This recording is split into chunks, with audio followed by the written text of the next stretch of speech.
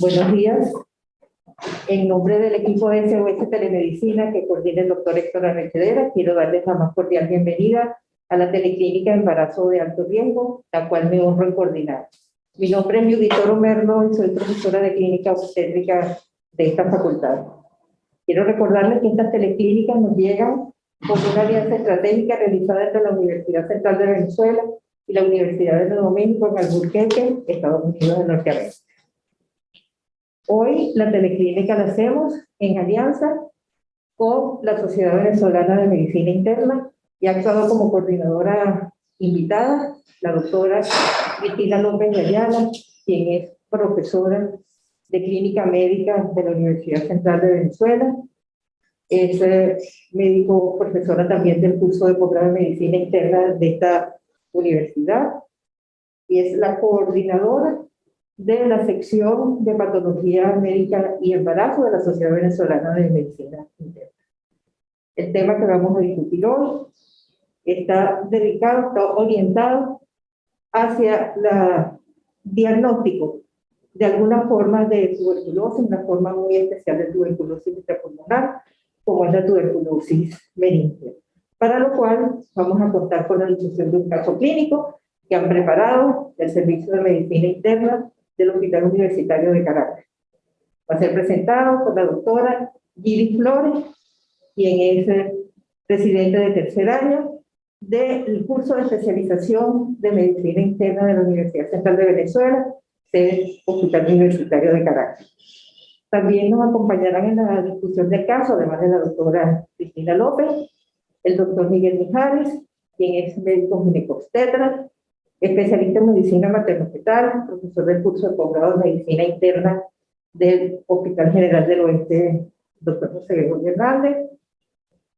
Y también nos acompañará el doctor Jonis Maluenga Álvarez, médico internista, especialista del Hospital Universitario de Caracas y profesor del curso de posgrado de medicina interna de esta sede universitaria. Entonces, con este panel vamos a proceder a la discusión del caso y le damos la palabra a la doctora Gili Flores para que nos presente el caso. Buenos días, yo soy la doctora Gili Flores, médico residente de Medicina Interna del Hospital Universitario de Caracas, y en esta oportunidad estaré presentando el caso clínico a discusión el día de hoy. De antemano, muchas gracias por la invitación. Traigo paciente femenino de 34 años de edad, primigesta sin patologías crónicas conocidas, con embarazo de 29 semanas, que en contemporaneidad aproximada de 30 días refiere cefalea holocranial de carácter no precisado, de fuerte intensidad que esta atenuaba de forma parcial con el empleo de acetaminofén. Además, se acompañaba de fotofobia. Posterior a esto, se añade de forma súbita diplopía y exotropia de ojo derecho no doloroso, irritabilidad y presenta de forma súbita movimientos tónico-clónicos generalizados de duración no precisada, que se acompañó además de relajación de esfínter vesical, motivo por el cual la paciente acude. En cuanto a los antecedentes personales, realmente la paciente negó alergia a medicamentos, así como antecedentes quirúrgicos y traumatismos, y negó hospitalizaciones anteriores. En cuanto a los antecedentes familiares, refirió que tanto madre como padre padecen de hipertensión arterial y 2 hermanos vivos aparentemente sanos. En cuanto a los antecedentes ginecobstétricos, la misma no precisó el inicio de la menstruación, sin embargo, refirió que la misma era regular, con sexarquia a los 15 años de edad, un número de parejas sexuales de 2, 15 y 0, y refirió que era su primer embarazo y hasta el momento con 4 controles prenatales. La misma negó el consumo de cigarrillos, alcohol y sustancias ilícitas. Era estudiante universitaria de contaduría pública, en el cual la paciente además no tenía epidemiológicos relevantes y negó contacto con sintomáticos respiratorios. En cuanto al examen funcional, ella refirió ganancia ponderal acorde a su embarazo, según el informe de su médico tratante obstetra, negó fiebres y síntomas respiratorios, así como negó antecedentes de episodios de cefalea.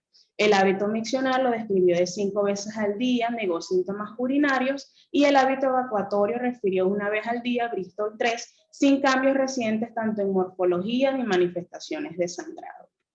En cuanto al examen físico de lo que fue el ingreso, se evidenció presión arterial 135,80 milímetros de mercurio, frecuencia cardíaca en 109 latidos por minuto, frecuencia respiratoria 19, saturando 97% aire ambiente, con un peso de 76 kilogramos, una talla de 1 metro con 63 centímetros, para un índice de masa corporal de 28,6 kilogramos por metro cuadrado. En cuanto a los hallazgos pertinentes, fue un abdomen globoso, por útero grávido, feto único, dinámica uterina negativa con frecuencia fetal presente. Edema grado 12, miembros inferiores, frío, blando, simétrico, con signo de Godet presente. Y en el neurológico, que fue lo más pertinente, se evidenció que era fluctuante, la paciente tenía episodios de vigilia que alternaban con periodos de somnolencia. Durante la vigilia, la misma estaba orientada en tiempo, espacio y persona. Sin embargo, a pesar de comprender la orden, estaba bradicítica bradilálica y había compromiso del tercer nervio craneal derecho incompleto y un séptimo nervio craneal central derecho. Eutono, trofismo muscular indemne, la fuerza neuromuscular era 4/5 en miembro superior derecho, tanto proximal y distal, y el resto 5/5. En cuanto a los reflejos tendinosos, estos eran normales, bicipital, tricipital, rotuliano bilateral, cutáneo planteal presente bilateral, la sensibilidad superficial estaba conservada, la profunda no era evaluable, no se evidenció rigidez de nuca ni signos de irritación meningia y la marcha no fue evaluable. En cuanto a los exámenes complementarios, se evidenció leucocitos en 11.500, neutrófilos 46%, linfocitos en 51%, monocitos 2%, eosinófilos 1%, hemoglobina en 12.2, hematocrito en 36.5, el volumen corpuscular medio en 84.1 y plaquetas 352.000. BSG en 90, lo que fue electrolitos estaba dentro de límites normales, glicemia 76, BUN en 33, creatinina 0,5 y proteína C reactiva en 4.1. A ella se recibe un examen de orina donde se evidencia proteínas, una cruz con cuerpos cetónicos negativos, nitritos negativos, leucocitos que se reportaban de 2 a 3 por campo, bacterias mucinas escasas con células epiteliales planas de 1 a 2 por campo, con una depuración de proteinuria de 325 miligramos en 24 horas corregido por superficie corporal con urocultivo negativo. En cuanto a los hallazgos del líquido cefalorraquídeo, se evidenció en el macroscópico, la cual era un líquido claro con una presión inicial de 15 milímetros de mercurio, presión final de 8 milímetros de mercurio, panditrazas con una glucosa en líquido cefalorraquídeo de 45 miligramos de decilitro, con 50 células en la cual el predominio era linfocitario. Se recibe un ADA del líquido cefalorraquídeo, la cual fue negativo, y se le realiza PPD a la paciente que reportó 22 milímetros. Se recibe hemocultivos, la cual no tuvo crecimiento bacteriano, y un test rápido para HIV que fue negativo.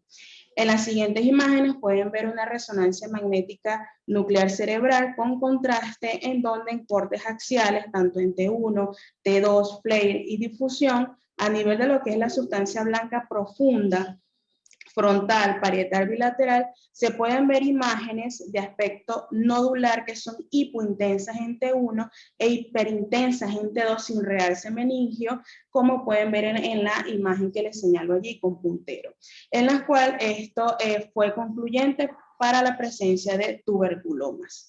Se solicitó estudio de PCR, líquido cefalorraquídeo para determinación de micobacterias, así como cultivo para la misma. Sin embargo, la paciente no pudo realizar el estudio. Ante los hallazgos, se inicia tratamiento antituberculoso con isoniazida, rifampicina, etambutol, a su vez con glucocorticoides y levetiracetam, y al cabo de aproximadamente 3 meses se consigue en la paciente una recuperación completa con un examen físico neurológico normal y se estableció el diagnóstico final como una meningoencefalitis tuberculosa. Muchas gracias. Muchas gracias, doctora Flores, por la presentación del caso. Yo tengo unas preguntas antes de que pasemos a la discusión del mismo, unas preguntas inherentes a la historia en sí, como por ejemplo, cómo fue el curso del embarazo, el control prenatal, si ella al principio de la gestación manifestó alguna cefalea, porque fíjense que la cefalea es de bastante frecuencia durante la gestación, sobre todo en las primeras semanas, y muchas veces, pues cuando se presentan así en forma aislada, lo que se hace es que se tratan de una manera sintomática, y queremos darle la importancia que tiene este síntoma dentro de toda la gestación y cuando hacer otras investigaciones. También me gustaría saber si durante el embarazo, después podríamos ahondar en ello, se hicieron algunas pruebas de bienestar fetal para ver cómo reaccionó el feto ante toda esta presión al estrés al que fue sometido. En tercer lugar, me gustaría saber cómo terminó el embarazo y cuáles eran las características del recién nacido. Y quisiera saber también cuál fue el contraste que se utilizó para realizar la resonancia magnética nuclear. Ok, cuando recibimos a la paciente tenía 29 semanas de gestación, en la cual contaba con 4 controles prenatales, en la cual se describía que había buen estado fetal. Aparte de eso, la paciente negó antecedentes de cefalea. Se preguntó en varias oportunidades, ella negó de forma previa, negó al inicio del embarazo. El contraste que fue sugerido fue un contraste hidrosoluble y fue bajo peso recién nacido. ¿Un parto normal o una cesárea? ¿Cómo, doctora? ¿Parto normal o cesárea? Fue cesárea. 2 kilos 466 gramos. Una pregunta, ¿esta paciente cuándo se hospitaliza? ¿Ella se hospitaliza en el momento de la convulsión o está hospitalizada previamente? Al momento de la convulsión. Esto vamos a decir, desde el punto de vista de lo que sería el descarte que tenemos que hacer nosotros en un diagnóstico, me imagino que el obstetra después pidió una interconsulta medicina interna después de la convulsión, ¿no? Exactamente. ¿Y qué diagnóstico presuntivo puso en la interconsulta el obstetra? Inicialmente no sospechó tuberculosis, por supuesto. O sea, la primera interconsulta fue ambulatoria, fue directamente a mí como especialista, la estaba siguiendo porque inicialmente había sido, digamos, un embarazo absolutamente normal, una chica sin ninguna patología previa, es HIV negativo como reporta el IRIS, realmente había sido un embarazo, digamos, dentro de lo clásicamente normal, los controles normales realmente no lo conocíamos. Inicialmente, el primer contacto lo tuve yo directamente en consulta privada y realmente todo lucía bastante bien. HIV negativo, como les comento, los controles parecía bien controlados. La primer control lo hago yo por cefalea, porque ella no había tenido cefalea al principio, pero sí luego, después de las 20 semanas, empieza una cefalea que al obstetra le llama la atención, una cefalea diferente. Claro, ella había tenido alguna que otra cefalea aislada que no había llamado la atención, que había cedido como acetaminofén, simplemente sin ningún otro trastorno. El primer trastorno que aparece son los trastornos visuales, pero la cefalea empieza a aumentar progresivamente de intensidad, no cede con el acetaminofén, empieza a aumentar en intensidad y hace el trastorno visual. Esa es la primera interconsulta. Y luego, cuando hace la convulsión, por supuesto, aparece la emergencia donde se hospitaliza y en la clínica neurológica aparece. ¿Y la convulsión se dio espontáneamente o la ayudaron con algún tratamiento? De hecho, ahí la trataron en la emergencia con disponibilidad de antodina. Después me llaman y hago yo el cambio con levetiracetam y lo hospitalizamos. La pregunta viene porque nosotros, vamos a decir, en obstetricia siempre hay una especie de, vamos a llamarlo, de máxima, que no todo embarazo, no toda embarazada con convulsión es Tiene clase, trastorno hipertensivo. Entonces, ¿cabría allí un diagnóstico de eclampsia en esta paciente? ¿Pudiéramos sospechar una eclampsia y con qué punto nos pudiéramos pasar para sí o para no? Por lo que acabo de evidenciar en la historia, la tensión arterial estaba un poco elevada en consideraciones a lo que se toma basal para una embarazada, ¿no? Teniendo en cuenta los cambios fisiológicos que predisponen a un descenso de la resistencia vascular periférica, ya que manejan tensiones arteriales tan elevadas. Otro punto importante que vi fue la proteinuria en 24 horas, que sobrepasa los 300 miligramos para 24 horas, que es uno de los criterios diagnósticos en ausencia de sintomatología y daño orgánico instaurado, ¿no? Eso nos podría predisponer el manejar o pensar en el momento de la convulsión que sobrepasa ya las 20 semanas a una paciente que se desconoce antecedentes de importancia y que no tenemos ninguna alteración al conocimiento, podríamos pensar incluso un trastorno hipertensivo del embarazo tipo de clase para el momento de la convulsión, ¿no?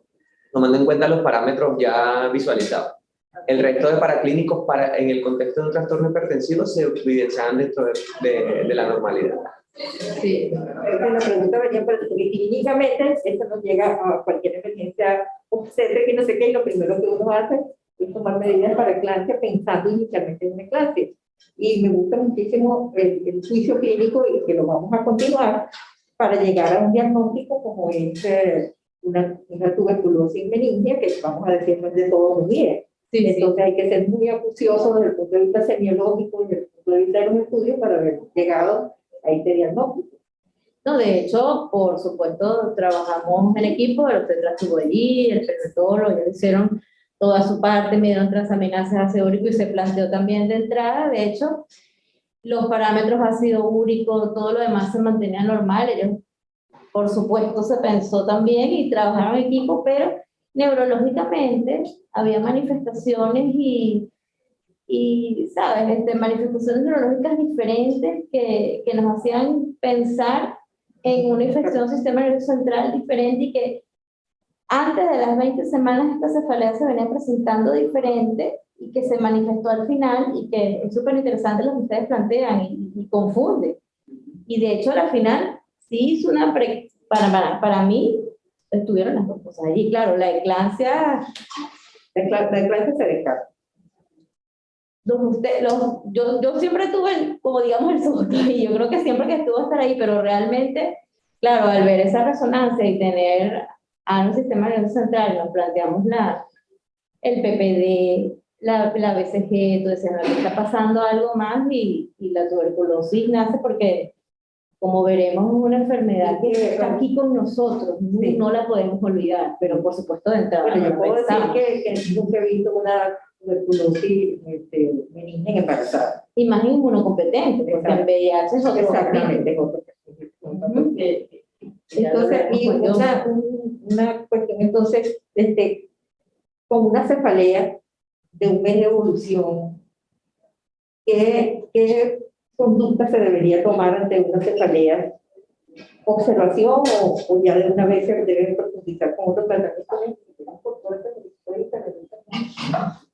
Bueno, la cefalea es un capítulo aparte. Nosotros tenemos que identificar cuáles son los signos de alarma de una cefalea, ¿no? Porque la cefalea grave, cefalea es un síntoma que, digamos, acompaña a cualquier cosa. Uno no puede subestimarla. De hecho, los pacientes, nosotros en nuestra área, hipertensión, por ejemplo, la gente dice, me duele la cabeza, tengo la tensión alta. Y uno más bien enseña a los pacientes, eso no es así. Yo les digo, ojalá a todo el que le sube la tensión le doliera la cabeza, nos resolvería grandes problemas, porque ojalá los hipertensos, a todo el 100% de los hipertensos le doliera la cabeza, porque los detectáramos a todos y evitaríamos grandes problemas, ¿no?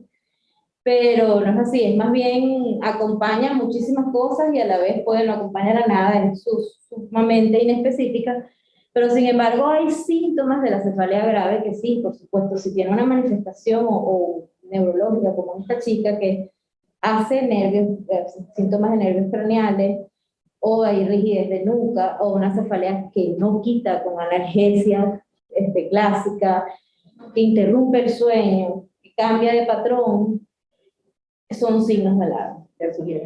Ya sugieren gravedad. Y en ella, por supuesto, ya nos hace una exotropia, nos hace diplopía, nos hace un nervio craneal. Oye, entonces allí ya está hablando los núcleos de la base, está hablando la base del cerebro, está hablando que esta niña no le quitaba dolor de cabeza, y ahí, por supuesto, pensamos, mira, las meningocefalitis agudas bacterianas dan fiebre, dan otras manifestaciones agudas que sabemos. Ella ya dijo, esto es algo subagudo, esto viene evolucionando, y ahí es donde se nos prendieron las alarmas. Mira, tuberculosis es otra simuladora como la neurocitis, pero vamos a buscar por otro lado, y tuberculosis está allí, claro, al tener SRPD, al tener esa BCG alta, y si tú dices, no, vamos a buscar, hay que hacer con su lugar.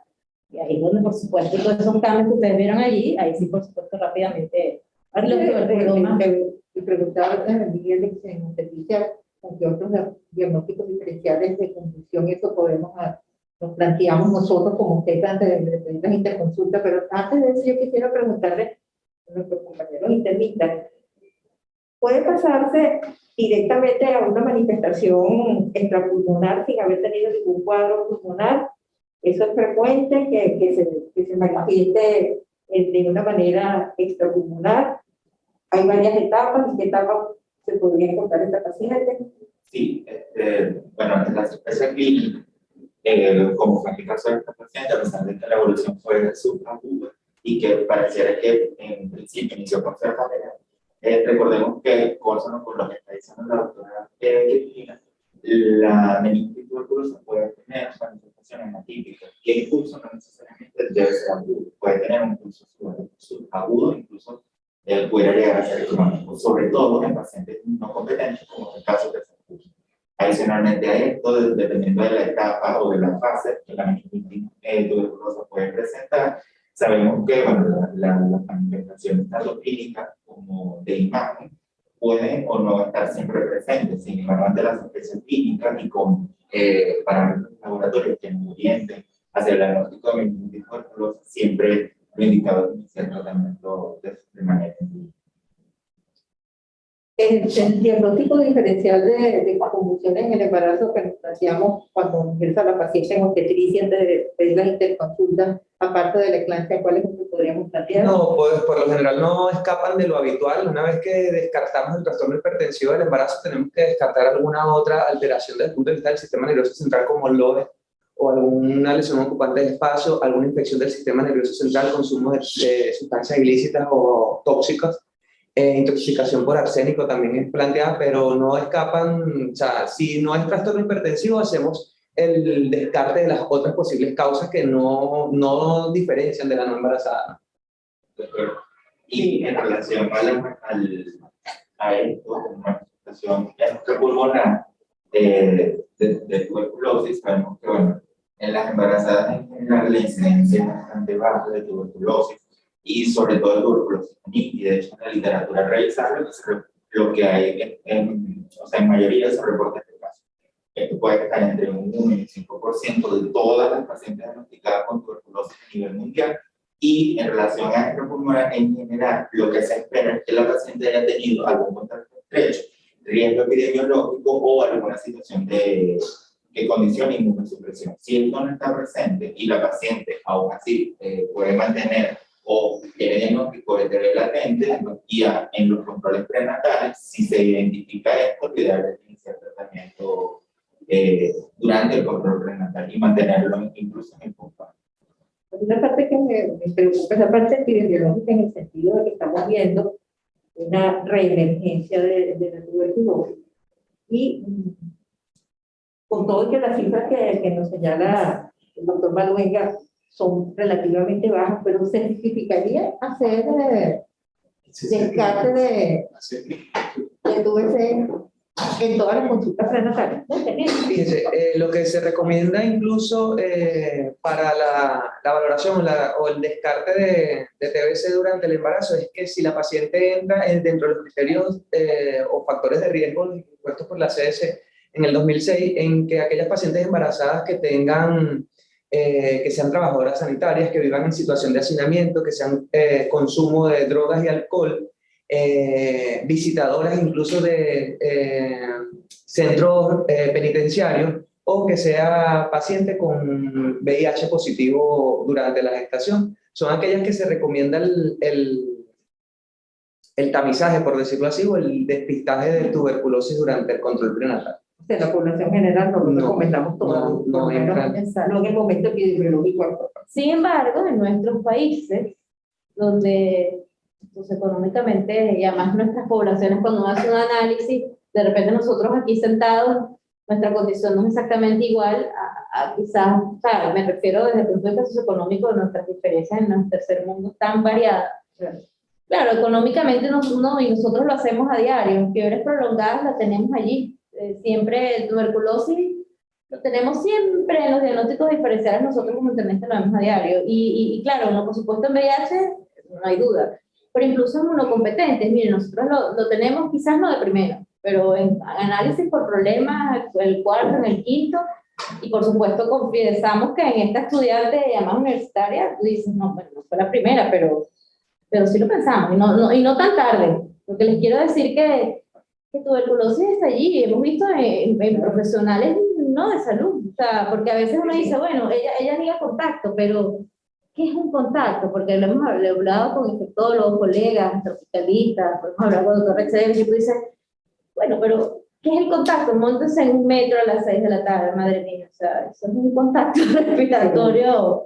Seguro que Hay muchos hacinamientos, claro, porque de repente nos sentamos a hablar con los colegas del CDC y podrían sorprenderse de a veces de situaciones donde estas personas sufren para llegar a sus hogares en los transportes, cómo suben. Es variable, pues entonces hay que pensar. Tú preguntas acerca del PPD. ¿Se espera la respuesta en las instancias? No, realmente es bastante útil. Bastante seguro y útil. Sí. Ajá. Y la segunda es, por la respuesta celular. ahorita tenemos muy pocos sitios, al menos en Caracas, donde se hace PPD. Sin embargo, dos pilitas, como digo yo, no En la estoy sacando las sanitaria. patas del bar. Sí. Y Y en el ese Instituto distrito de sanitario es Biomedicina. muy bueno, biomedicina siempre, por supuesto, pero uno siempre anda con las queridas amigas enfermeras, las grandes licenciadas sanitarias llamándolas, mire, ¿dónde hay? Y siempre uno está. Y bueno, y el doctor Jacobus de biomedicina también en el Vargas, que siempre Que generalmente nos presta ayuda. generalmente presta ayuda. Y claro, en las extrapulmonares, que también fue una gran ventaja, que en este caso también es súper interesante, claro, tenía grandes tuberculomas, una extrapulmonar muy minada, y nosotros la seguimos en el puerperio, respondió muy bien, porque tenía grandes tuberculomas que fueron bastante, afortunadamente, sensibles al tratamiento en el esquema, y eso fue muy bueno, porque eso después viene, resistencia en tratamiento, ese es otro tema. Pero las extrapulmonares en PPD no siempre es muy bueno, por eso hay que hacer PCR, que ya no se puede hacer. Ese es otro tema. El PPD es variable dependiendo de la gran cantidad de bacilos que tengamos. Y nosotros en el país tenemos también acceso a otras pruebas más específicas, o sea, pruebas para descarte de TBC diferentes al PPD. En el país hay. Ayudar. Sí, bueno, se puede hacer una amplificación de ácidos nucleicos, que sería una de las mejores pruebas. Se puede hacer una reacción en cadena de polimerasa del Mycobacterium tuberculosis, que sería la forma más rápida y directa de demostrar la presencia, aunque también tenemos disponible ADA. Sabemos que, bueno, el rendimiento quizás de la prueba puede variar un poco, sobre todo en el contexto clínico, el valor, hay diferentes puntos de corte, aunque, bueno, esto también es orientativo en muchos de los casos. Y, bueno, el PPDI, más allá de la clínica y de los factores que sumen a los pacientes. Pero como prueba, en general, sí pudiéramos realizar más allá del PPDI. Si tienes gente que puede hacer la coloración de signos directos. Coloraciones, etc. Pero claro, nada como la genética, la amplificación del PCR. ¿Cómo se debe estudiar esta unidad fetoplacentaria en el contexto ya de esta enfermedad, de esta evolución que tiene esta paciente? ¿Qué exámenes, qué pruebas se le han debido practicar al feto y placenta, toda la unidad fetoplacentaria para evaluar su bienestar fetal, sus posibles repercusiones? Okay. Tomando en cuenta el momento de que llegó la paciente, ¿no? Estamos hablando de 29 semanas, ya la paciente había sobrepasado los límites para los exámenes morfológicos, estudios anatómicos pertinentes a la gestación.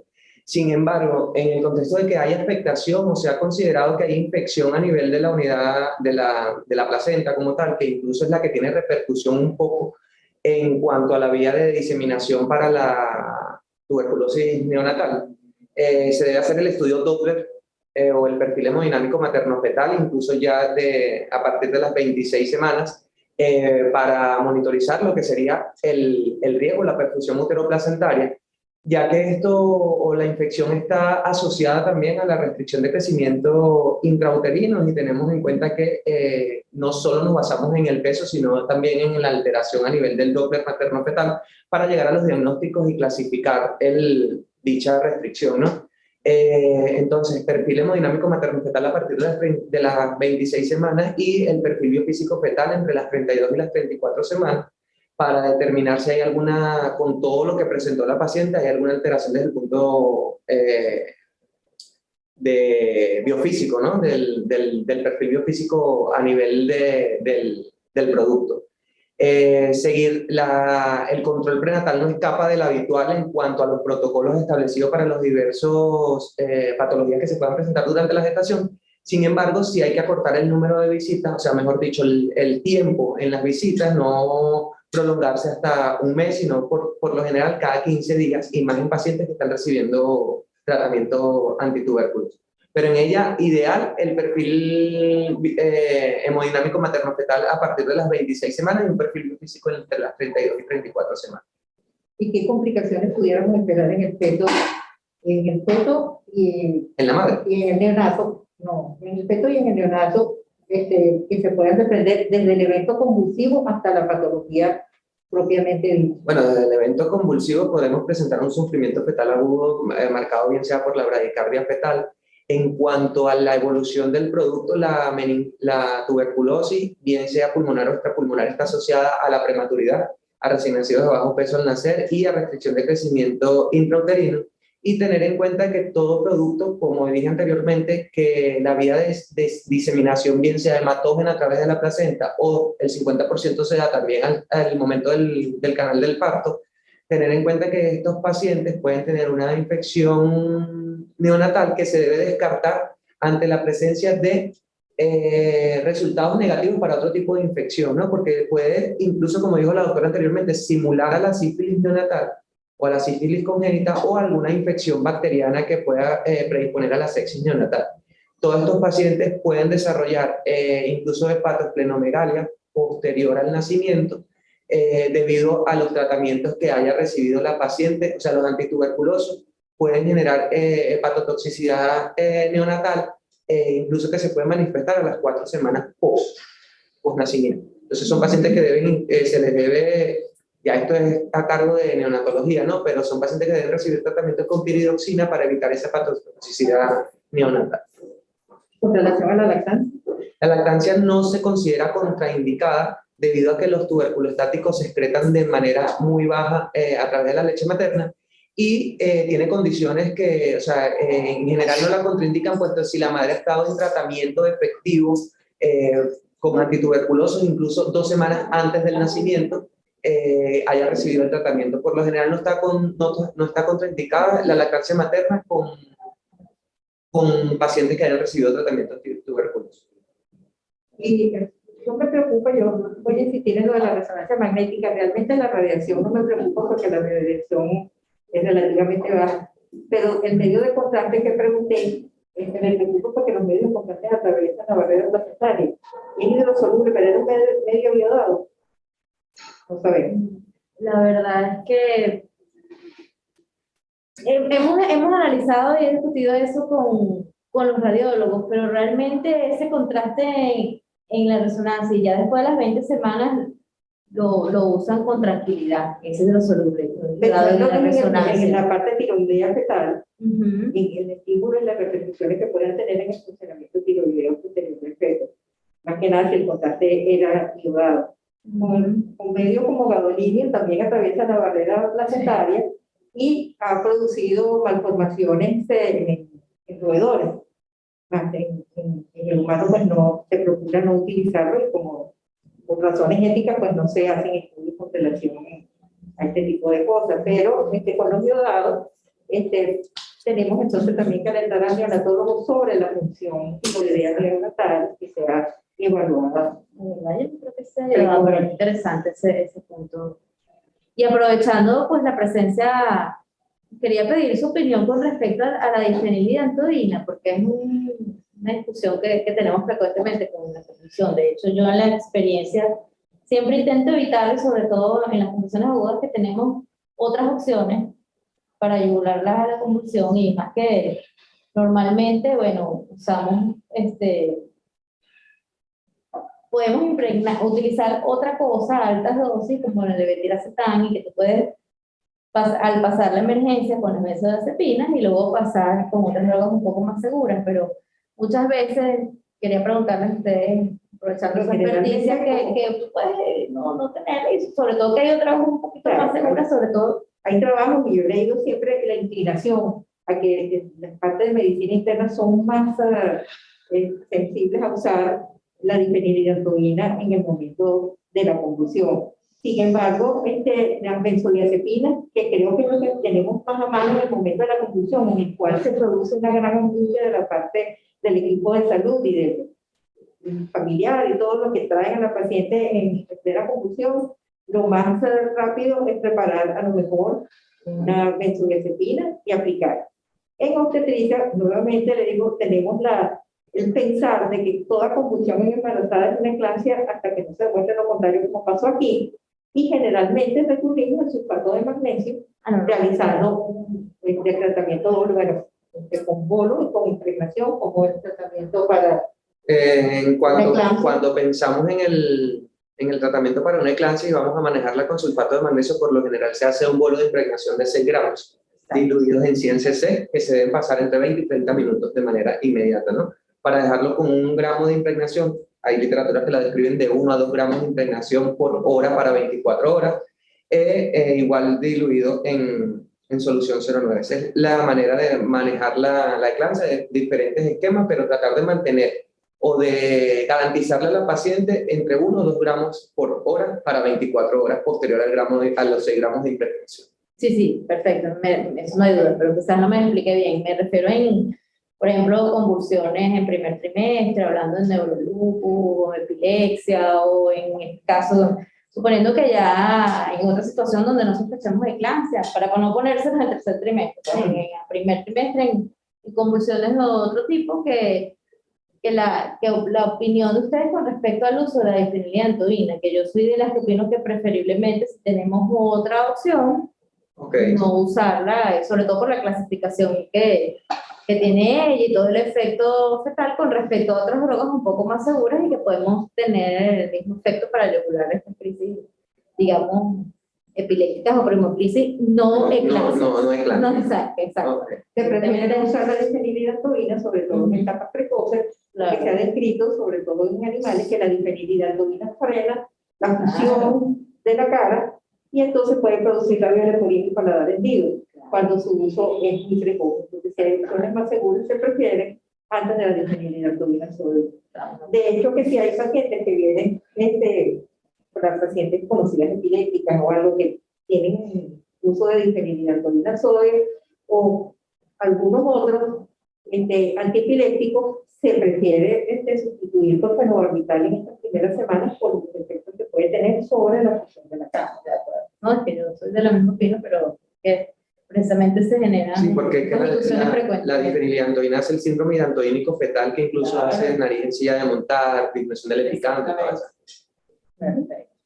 Ahora ya ella nos llegó, como ustedes saben, bueno, como interconsultante un poco tardía, pero quizás ya el riesgo, y más siendo una extrapulmonar en el feto o bajo, probablemente este peso bajo, esta tuberculosis extrapulmonar ya venía causando estragos poco, pero bueno, el feto realmente evolucionó bien y desde el punto de vista perinatal fue poco lo que... La repercusión. Sí.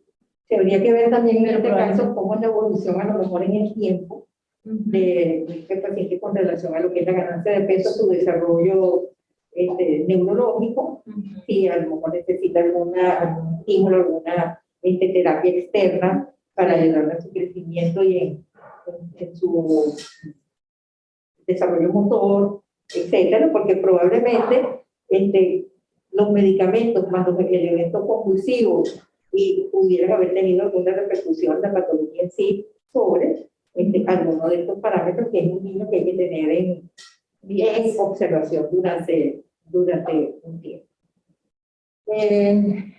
Tenemos aquí algunos estudiantes que tienen alguna pregunta.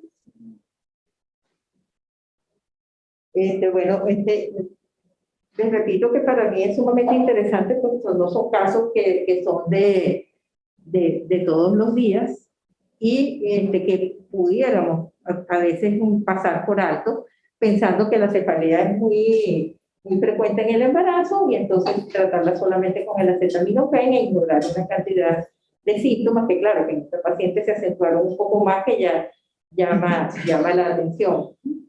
Durante este mes, Johnny, de cefalea, ¿qué fase de la tuberculosis pudiéramos estar viendo de la tuberculosis meningia?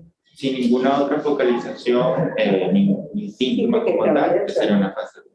Fase 1. Sí, incluso si se le hubiese hecho algún estudio de imagen en este primer momento, hasta en un 30% estas imágenes pudieran estar normales. Y quizás, si no se piensa, como se hizo en un primer momento, de la presencia de tuberculosis, bueno, pudiéramos perder mucho más tiempo para el diagnóstico. Si esta paciente no hubiera hecho ese evento convulsivo, ¿hubiéramos podido ignorar el diagnóstico? No, porque tuvo afectación de nervios craneales. Entiendo que la afectación de nervios craneales precedió al evento convulsivo. La diplopia es. Ajá. Exactamente, y eso es una manifestación. De hecho, ya cuando hay afectación de nervios craneales, podemos clasificar la paciente como fase 2, donde pudiéramos incluso tener afectación, disminución del Glasgow y pudiera mantenerse entre 11 y 15 puntos, que se considera como normal.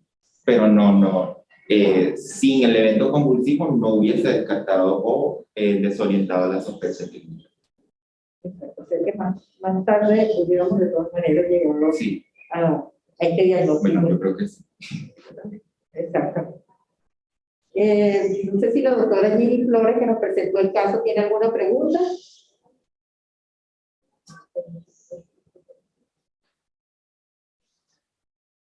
Bueno, aparentemente la doctora Gini no tiene ninguna pregunta. Entonces vamos y hay más preguntas aquí y nos han pasado preguntas a través del chat. Entonces, vamos a hacer un resumen de lo que sería la tuberculosis meningia durante el embarazo y cuál sería la conducta a seguir en las condiciones, vamos a decir, ideales del manejo de esta patología, para lo cual le vamos a dar la palabra al doctor Johnny Manuel Garza. Ok, recordemos en principio que a pesar de que el diagnóstico en este caso fue tuberculosis meningia, la tuberculosis del sistema nervioso central también engloba otras entidades, incluida la tuberculosis meningia, la aracnoiditis y los tuberculomas. En este caso nos corresponde la tuberculosis meningia. Tenemos que la misma tiene una alta prevalencia a nivel mundial y es la más común en países con recursos limitados y en pacientes con inmunosupresión. Esta tiene la afectación del sistema nervioso central, es una de las formas más graves de tuberculosis extrapulmonar, sobre todo durante el embarazo. Se estima que para el año 2020 enfermaron de tuberculosis 9.9 millones de personas en todo el mundo. De estos, 5.5 millones eran hombres y 3.3 correspondían a mujeres, y 1.1 millones eran niños.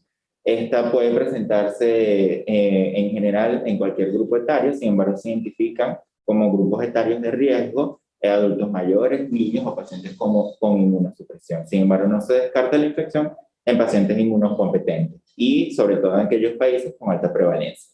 Para este mismo año, los 30 países con una elevada carga de tuberculosis representaron el 86% de todos los nuevos casos de la enfermedad, destacando para este mismo año países como India, China, Indonesia, Filipinas, Pakistán, Nigeria, Bangladesh y Sudáfrica. Entre los pacientes con tuberculosis, aproximadamente entre el 1 y el 5% se complican con tuberculosis del sistema nervioso central. Por lo tanto, en regiones donde la prevalencia es alta, este es un diagnóstico que se debe sospechar. Y ante la sospecha de esto en una paciente, sobre todo embarazada, lo ideal es iniciar tratamiento de forma empírica. Asimismo, se identifican factores de riesgo como la edad, como ya mencioné anteriormente, malignidad, infección por VIH, el uso de corticosteroides y otras inmunosupresiones iatrogénicas, como el uso de inhibidores del factor de necrosis tumoral, alfa, enfermedades del tejido conectivo, insuficiencia renal, diabetes y en este caso el embarazo. Sin embargo, en relación a este último, como mencionaré más adelante, no se ha establecido una relación directa entre la patogenia y el embarazo o un curso o que el embarazo pueda predisponer a esta infección. Un alto porcentaje de los casos no tienen una condición de alto riesgo demostrable, sin embargo, esto se ha demostrado en estudios que se han realizado donde aproximadamente solo un 10% de los pacientes pudiera tener un factor de riesgo identificado. En todo el mundo, la carga de la enfermedad en pacientes embarazadas es considerable. Se estimó que más de 200.000 casos de tuberculosis activas ocurrieron en pacientes embarazadas a nivel mundial para el año 2011. La carga fue mayor en África y en el sudeste asiático. En los Estados Unidos de América, en Norteamérica, entre los años 2003 y 2011, la incidencia de esta fue de 26.6 por cada 100.000 nacimientos vivos. En este estudio que se muestra en la lámina de la Sociedad Americana para Enfermedad Respiratoria y Crítica, ellos demostraron que, bueno, no necesariamente el embarazo representaba un factor de riesgo adicional para esta enfermedad. La atención prenatal presenta una oportunidad única para la evaluación y manejo de la TB latente y activa entre las personas con riesgo de tuberculosis, que de otro modo no se presentaría para recibir de atención médica. Sin embargo, en este caso, en el caso expuesto, no se identificó con una paciente con tuberculosis latente y la misma tampoco venía recibiendo un esquema de tratamiento para la misma.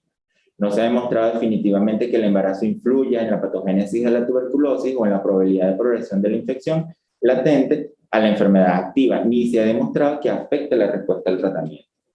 El establecimiento, en relación a la patogénesis, el establecimiento de un tubérculo, también conocido como foco de Rich, con la posterior ruptura del mismo en el espacio subaracnoideo, es el evento crítico que puede condicionar el desarrollo de tuberculosis meningia o de meningitis tuberculosa. La distribución amplia y densa de estos focos observados en casos con TB miliar progresa y aumenta en gran medida la posibilidad de que se establezcan tubérculos yuxtaependimarios, y esto va a desencadenar múltiples respuestas. En principio, este derrame de bacilos tuberculosos y proteína tuberculosa va a desencadenar una intensa reacción de hipersensibilidad, dando lugar a cambios inflamatorios que son más marcados en la base del cerebro. Se producen exudados gelatinosos espesos que esto puede generar finalmente una masa fibrosa que va a recubrir que recubre los nervios craneales adyacentes y vasos del polígono de Willis, que clínicamente se puede manifestar con afectación de nervios craneales, principalmente el segundo y el sexto nervio craneal, y con eventos que pueden simular eventos vasculares como hemiparesias o pleguillas. Seguido de esto puede ocurrir vasculitis tuberculosa con cambios debido a los cambios inflamatorios a nivel de los vasos, lo cual va a provocar espasmo, constricción, trombosis y oclusión de los vasos intracraneales. Y como consecuencia, ya en una fase mucho más tardía, puede existir hidrocefalia, con o sin elevación de la presión intracraneal. Y esto es producto de una hidrocefalia comunicante, resulta de la extensión del proceso inflamatorio a las cisternas basilares y a la impedancia de la circulación y reabsorción del líquido cefalorraquídeo. Entonces, durante los controles prenatales y ante la sospecha de tuberculosis latente, tenemos que la prueba de infección para tuberculosis latente en pacientes asintomáticas durante el embarazo va a estar justificada solo para pacientes con condiciones clínicas específicas. ¿Cuáles pudieran ser estas? Pacientes con contacto reciente con un paciente con tuberculosis respiratoria activa no tratada, aquellas pacientes que tengan alguna enfermedad de inmunosupresión como VIH, cuya carga de CD4 sea menor de 350 células por milímetro cúbico, aunque algunos establecen un punto de corte más bajo de 200, o pacientes con otro inmunocompromiso significativo. Sin embargo, para aquellos pacientes que no se incluyen en estos factores de riesgo, pero que sin embargo las pruebas y el tratamiento de tuberculosis latente no estén presentes o vivan en un país de alta prevalencia, lo ideal sería iniciar tratamiento de tuberculosis latente. En relación al periodo perinatal, sabemos que, bueno, puede ser una infección potencialmente mortal y que esto puede representar hasta un 50% de las muertes relacionadas con esta enfermedad, en el caso del neonato. pudiera haber tuberculosis congénita, aunque esté rara y la mayoría de las veces se asocia con endometritis tuberculosa o tuberculosis diseminada en la madre. Puede adquirirse por vía hematógena o a través de la placenta y la vena umbilical por aspiración fetal o ingestión de líquido amniótico infectado, sobre todo para aquellas pacientes que tienen enfermedad diseminada. Entonces, la tuberculosis, la meningitis tuberculosa se desarrolla comúnmente como una complicación de una infección primaria progresiva, como reactivación crónica de la basilemia, basilemia, con insuficiencia causada por inmunodeficiencia causada por envejecimiento, alcoholismo, desnutrición, malignidad o infección por VIH. En los Estados Unidos, para el año 2008, esta enfermedad representó alrededor del 1% de los casos de tuberculosis y el 4% de la enfermedad de tuberculosis extrapulmonar. Sabemos entonces que los pacientes con esta enfermedad comúnmente se pueden presentar con rigidez del cuello, cefalea, fiebre y vómitos. Estos síntomas también los podemos observar con frecuencia en la meningitis bacteriana opiógena. Puede tener una presentación subaguda, ya que, bueno, en un estudio que se realizó de 160 pacientes con meningitis tuberculosa, el tiempo entre el inicio de los síntomas y la presentación clínica fue de menos de una semana en el 7% de los casos, y de 1 a 3 semanas en el 57% de los casos, y más de 3 semanas en el 36%. En este mismo estudio se demostró que las manifestaciones neurológicas principalmente estaban dadas por alteración de la conciencia, cambios de personalidad y coma, representados por un 59, 28 y 21% de los casos respectivamente. En relación a las fases, podemos mencionar una primera fase como prodrómica o temprana, que dura de 1 a 3 semanas, se caracteriza por una aparición insidiosa de malestar general, puede haber cansancio, cefalea, febrículas y cambios de personalidad, pero no necesariamente va a cursar con cada uno de estos. Puede ser algo muy leve, que pueden identificarse en un primer momento. Tenemos una fase meningítica que sigue con características de afectación neurológica más pronunciadas, como meningismo, cefalea prolongada, vómitos, letargo, confusión y diversa afectación de nervios craneales y de vías largas. Tenemos una fase finalmente paralítica que sobreviene cuando el ritmo de la enfermedad se acelera rápidamente, la confusión da paso al estupor y al coma, a las convulsiones y a menudo a la hemiparesia. Para la mayoría de las pacientes no tratados, la muerte es una de las complicaciones que sobreviene a esta fase. Entonces, es común la presentación clínica con manifestaciones del sistema nervioso central en ausencia de antecedentes previos de síntomas pulmonares. En una serie que incluyó 61 pacientes con meningitis tuberculosa, se obtuvieron antecedentes de tuberculosis solamente en el 10% de los casos estudiados, con lo cual, ante la sospecha en un país de alta prevalencia, esto siempre debe estar presente. En relación a las etapas, esto va a estar relacionado a la descripción de síntomas, signos, afectaciones o manifestaciones neurológicas y, bueno, la alteración de la conciencia. En una primera etapa, la paciente se puede encontrar alerta orientada sin signos neurológicos focales. En una etapa 2, consciente, pero con falta de atención, confusión, letargo. Puede tener signos focales leves como parálisis de nervios craneales o hemiparesia, con un largo que puede estar entre 11 y 15 puntos. Y una etapa 3, con una enfermedad avanzada, con delirio, estupor, coma, convulsiones, parálisis de varios nervios craneales, hemiplegia, con una puntuación de Glasgow que puede estar menor o igual a 10 puntos. No olvidemos que no todas en este caso la enfermedad no necesariamente se va a comportar como está descrito, sino que puede tener manifestaciones atípicas. Los pacientes pueden presentar características atípicas que simulan otras afectaciones neurológicas. Estas incluyen un síndrome meningítico agudo, rápidamente progresivo, que sugiere meningitis piógena o bacteriana, o con demencia lentamente progresiva durante meses, caracterizada por cambios de personalidad, aislamiento social y pérdida de la libido y déficit de memoria. Con menos frecuencia, los pacientes pueden presentar un curso encefalítico manifestado por estupor, coma y convulsiones, sin signos evidentes de meningitis.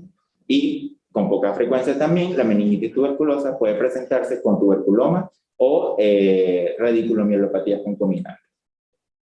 ¿Qué complicaciones pudiéramos tener de esta entidad? La hidrocefalia es una de ellas, que ocurre hasta en un 80% de los casos o de los pacientes con esta enfermedad, y a menudo se acompaña con signos de presión intracraneal elevada. También puede existir hiponatremia, recordando que existe una inflamación o una reacción de hipersensibilidad exagerada a nivel del sistema nervioso central, lo que, bueno, puede llevar a desencadenar hiponatremia por múltiples mecanismos. Sin embargo, los más descritos es un cerebro perdedor de sal o un síndrome de secreción inadecuada de hormona antidiurética. Y la más temida es la pérdida de la visión como una complicación discapacitante grave de la meningitis tuberculosa y que ocurre hasta en una cuarta parte de los pacientes, y esto secundario a una aracnoiditis ortoquiasmática del nervio que, bueno, condiciona la pérdida de la visión. El diagnóstico, sabemos que, bueno, lo primordial es demostrar la presencia del Mycobacterium, en este caso tuberculoso. Tenemos que el líquido cefalorraquídeo con un frotis positivo para bacilos o tinción ácido resistente, podemos hacer un cultivo para Mycobacterium o una prueba de amplificación de los ácidos nucleicos positivos. La prueba de líquido cefalorraquídeo sabemos que se pudiese aumentar el rendimiento de esta última si se realiza seriado en 3 oportunidades con al menos 5 ml. Sin embargo, si existe sospecha clínica y riesgo epidemiológico, no debemos retrasar el inicio de tratamiento.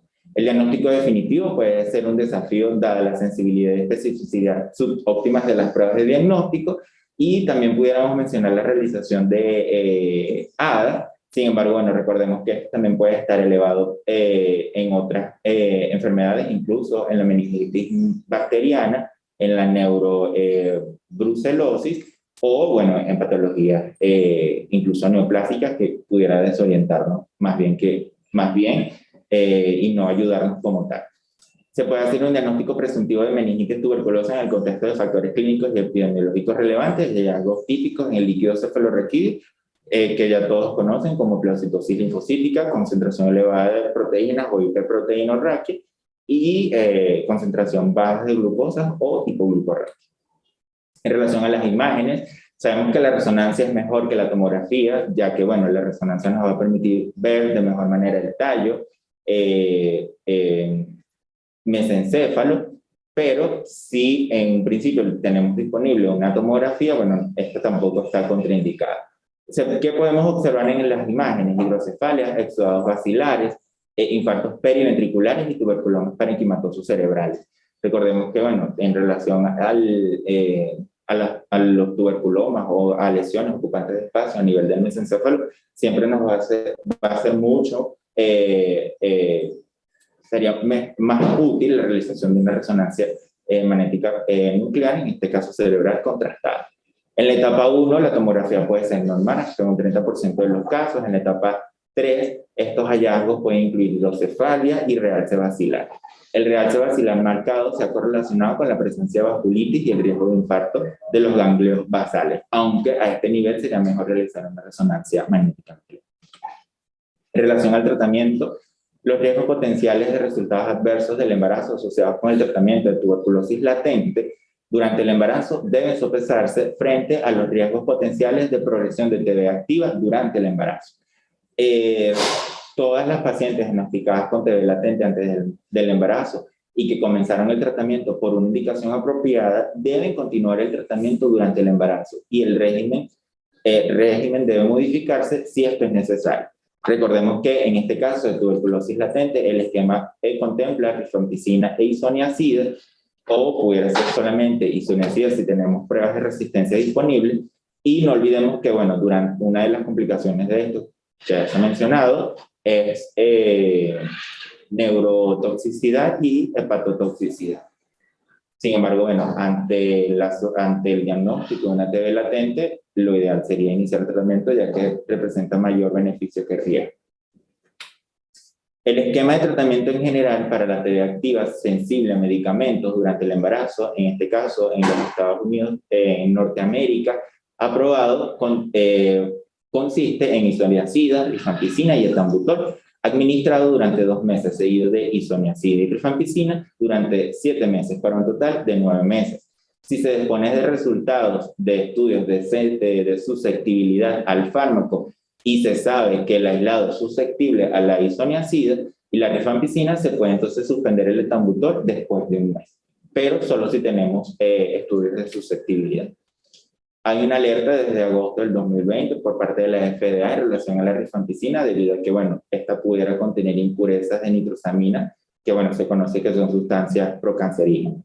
La piracidamida no es absolutamente necesaria como parte de un régimen de primera línea para la TB activa, en este caso de las embarazadas. No se disponen de datos detallados de la teratogenicidad para este agente, por lo que a menudo, al menos en Estados Unidos y bueno, en general, estas se excluyen en el tratamiento de la tuberculosis para pacientes embarazadas. Este esquema se conoce como un esquema inglés, sin embargo, la Organización Mundial de la Salud, ante una enfermedad activa que puede progresar a complicaciones, ellos no contraindican el uso de piracinamida. La terapia adyuvante con glucocorticoides se debe administrar a todo paciente con diagnóstico de meningitis tuberculosa, tenga o no infección por VIH o alguna inmunosupresión demostrada. Es un esquema bastante conocido con una duración total de 8 semanas, comenzando en principio, si la paciente puede tolerar vía oral, se puede utilizar prednisolona, y si no es así, entonces deberíamos comenzar con dexametasona, de dosis de 0,3 a 0,4 miligramos por kilo día durante 2 semanas, que posteriormente estas se van reduciendo. Y esto porque, bueno, se ha demostrado que con la adición del glucocorticoides en esta patología se disminuye la mortalidad. Esta es la referencia utilizada y muchas gracias. Muchas gracias al doctor Johnny Balbuena por esta puesta al día que nos ha hecho acerca de la tuberculosis. Me ha recordado muchísimas cosas y quería darle la palabra a la doctora Cristina si tiene algún comentario final con relación al caso y a la patología en sí. Sí, no, bueno, en primer lugar agradecer por supuesto a la doctora Toro por la invitación, por siempre mantenernos a esta fabulosa actividad que nos encanta, a la Sociedad Venezolana de Medicina Interna, y ahora Johnny, que es otro fan que se une al grupo.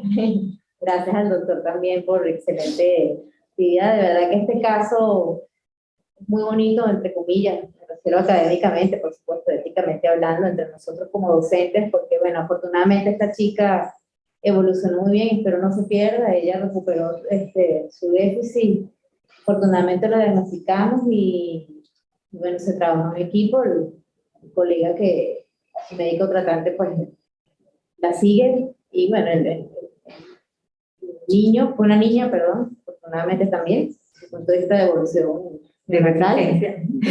sí, van bien los dos, pero bueno, yo les perdí el rastro, no regresó conmigo y para que la conocieran, y bueno, fue un caso no tan frecuente, pero que nos llamó bastante la atención y que evolucionó bien, y era una chica inmunocompetente a pesar de todo, nutricionalmente bien, que eso fue otro punto que en los últimos casos también ayudó, a pesar de que la bebé no iba tan bien de peso, pero luego recuperó bien. Bueno, muchísimas gracias, y bueno, ella nos recibió, que no lo comentamos, el rey recibió las 3 dosis, o sea, el esquema con las 3 drogas, que es el esquema que usamos normalmente en Venezuela, las experiencias que yo he tenido, y ellos van bien, y bueno, muchísimas gracias, y esperemos no tener otros casos similares con meningitis tuberculosis, y gracias por la invitación. Comentario final. El caso, ¿no? Entonces, le damos las gracias a nuestros invitados del día de hoy por este brillante caso, que si bien no es de todos los días, académicamente hablando deja mucho, sobre todo nos deja el poner mucha atención a la semiología y al síntoma que tiene la paciente, que no lo dejemos pasar y no lo dejemos como que eso es inherente al embarazo, sino que nos detengamos un poco a investigar en cada uno de esos síntomas que nos está diciendo la paciente que está presentando, que es lo que nos va a permitir hacer los diagnósticos más, por llamarlo de alguna manera, más exóticos, y que a lo mejor nos están pasando por nuestra cabeza en ese momento. También le agradezco a todo el equipo de SOS de Medicina, al ingeniero Luis Fernández, que nos hace la realidad de estas transmisiones, al ingeniero María Dolores Fariña y a nuestra asistente, la licenciada Carmen Rosa Fidanza, por hacernos posible toda la realización de esta actividad. Quiero darle la palabra a nuestro coordinador, el doctor Héctor Alechedera, para que cierre la actividad. Bueno, doctora Judith Toro, feliz de ver que seguimos vivos, que seguimos con una actividad académica notable, que bajo su conducción vamos por buen camino. Y el día de hoy, particularmente triste por el fallecimiento del doctor Leopoldo Briceño Iragorri, querido amigo, ¿sí? Cirujano pediatra, expresidente de la Academia de Medicina, a quien desde la Universidad Central de Venezuela le rendimos nuestros honores y lamentamos inmensamente la pérdida de este eusebista ejemplar que hasta sus últimos momentos estuvo con el corazón puesto en esta universidad y acompañándonos con los proyectos que estábamos haciendo conjuntamente con él. Bueno, quiero que sigamos participando en estas actividades y es la manera más importante de reconocer a todos los maestros que se nos han ido y que nos han mostrado el camino de la universidad que debemos seguir recuperando, manteniendo viva como esta, donde ustedes están compartiendo ese conocimiento que seguramente vamos a dar a conocer muchísimo más una vez que estemos editada esta teleclínica, la pongamos en el canal y se haga de difusión masiva. Es muy importante, no solo para los residentes, estudiantes, médicos generales, médicos integrales comunitarios que adolecen y sabemos de estos conocimientos que ustedes le están dando, que ojalá los tomen en cuenta y participen en ese trabajo que están haciendo en el interior del país. Pero particularmente para las universidades nacionales, donde los estudiantes de esas universidades y nuestros residentes están necesitando mucho que desde la Universidad Central de Venezuela nosotros les podamos compartir esto que nosotros tenemos y es el conocimiento médico especializado.